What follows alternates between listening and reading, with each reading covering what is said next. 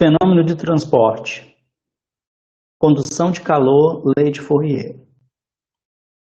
Então, nós temos aqui uma situação onde nós temos duas regiões, região de uma temperatura T2 e região de uma temperatura T1, e essas duas regiões são separadas por uma parede.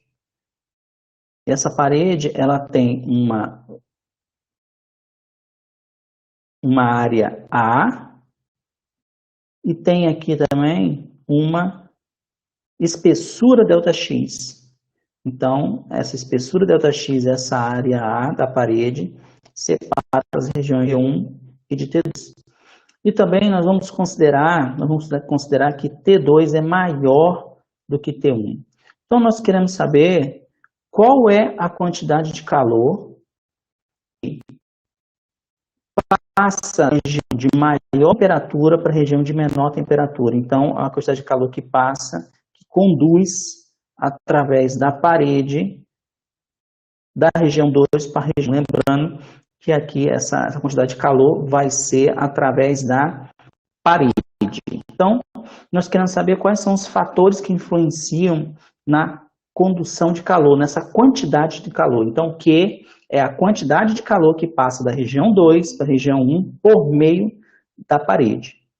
Vamos nos lembrar que calor é energia térmica em trânsito que flui devido à diferença de temperatura e é um movimento espontâneo. E como está em movimento, nós chamamos de calor, essa energia térmica. O que nós esperamos? Nós esperamos que o calor ele seja proporcional ao tempo em que a gente fica observando esse fenômeno. Então, quanto mais tempo a gente fica observando, mais calor vai ser transmitido pela parede, vai passar pelo material da parede. Nós também esperamos que a quantidade de calor que passa vai ser proporcional à diferença de temperatura. Quanto maior for a diferença de temperatura, por exemplo, se o T2 for 100 graus Celsius e o T1 for 0, a quantidade de calor que vai passar vai ser maior do que se T2 fosse 60 e o T1 fosse 40. Então, quanto maior a diferença de temperatura, nós esperamos maior vai ser a quantidade de calor que vai passar. Além disso, nós esperamos que a área da seção, essa área da seção transversal da parede, essa área aqui, está em azul, influencia também. Quanto maior for essa área, maior vai ser a quantidade de calor que vai atravessar essa parede. E nós esperamos que esse calor, a quantidade de calor que passa através da parede, vai ser inversamente proporcional à largura da parede. Ou seja, se a parede for muito espessa, vai passar pouco calor. Se a parede for extremamente fina, vai passar muito calor. Então, nós esperamos que essa quantidade de calor seja inversamente proporcional à largura da parede. Se a parede for muito grossa, ela vai impedir a passagem de calor. Então, nós chegamos nessa expressão muito simples: calor é proporcional à variação do tempo, quantidade de tempo que nós ficamos observando, proporcional à área transversal, proporcional à variação de temperatura e inversamente proporcional à largura, ΔX. Se nós considerarmos uma largura ΔX bem pequena e uma variação de temperatura também bem pequena, nós podemos ter aqui como que a temperatura varia ao longo, aqui do comprimentozinho. Nós podemos fatiar isso aqui em várias largurazinhas e saber como que a temperatura varia desde T2 até T1 ao longo dessa largura ΔX. Fazer essa pergunta é fazer o ΔT, ΔX tender para uma derivada, dt dx, porque nós estamos considerando tanto o ΔT quanto a x muito pequeno. Sendo muito pequeno, então, o meu ΔT, ΔX, ele vai virar um dt dx, que é uma derivada. É como que a temperatura varia ao longo da espessura da parede.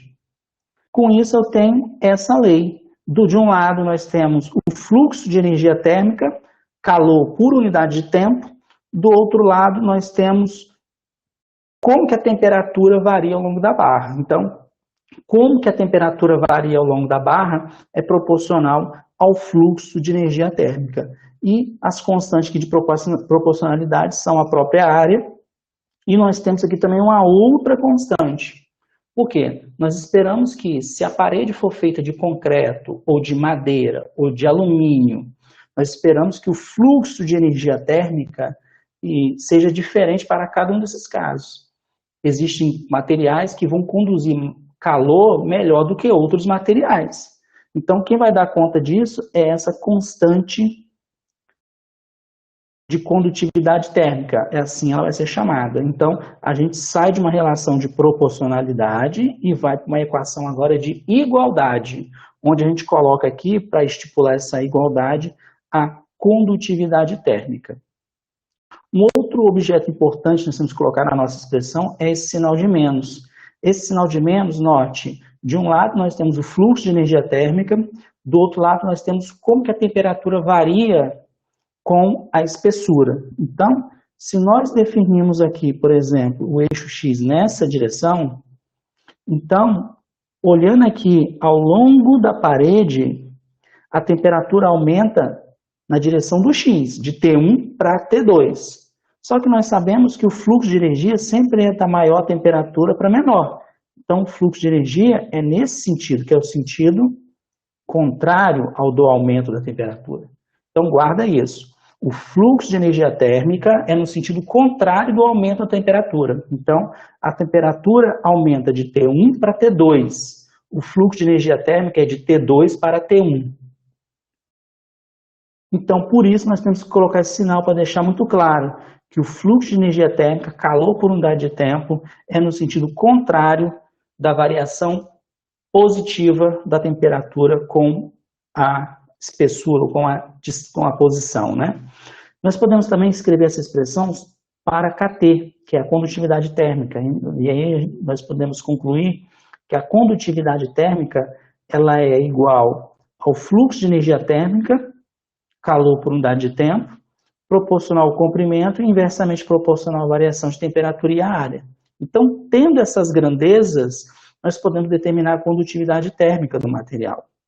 E com isso montar uma tabela de condutividade térmica para diferentes materiais.